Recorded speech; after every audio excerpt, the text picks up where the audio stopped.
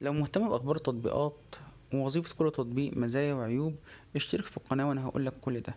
تطبيق باي موب تطبيق بيساعد الناس كتيرة تبقى عايزة تدفع، فبتسأل ممكن أدفع عن طريق الفيزا؟ فبيقولوا لا يا فندم، والله الدفع عندنا كاش.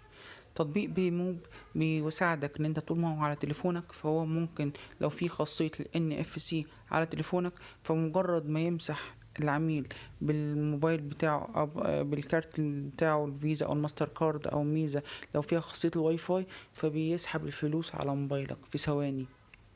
وممكن عن طريق البرومو كود بنبعته للعميل، بيدفع برضو من خلاله. وممكن تبعت روابط بالدفع على باسم العميل ورقم بتاعك انت اللي هيبعت عليه، والرابط بيخليه يدفع برضو عن طريق الواتساب.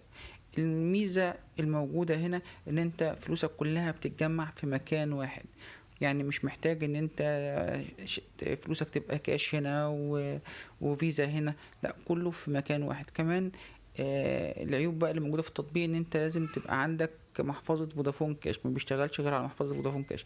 العيب التاني ان التطبيق للأسف الشديد بطيء جدا وبيهنج وبيتقل الجهاز كله، فهي دي اكتر حاجة بتتعب في باي موب.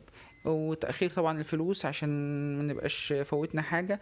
اكتر حاجة برضو بتتعب بالنسبة للناس اللي بتبقى محتاجة فلوسها كاش، ان انت عندك خميس وجمعة اجازة او جمعة وسبت اجازة قصدي، فبتضطر ان انت تستنى عشان تستقبل فلوسك.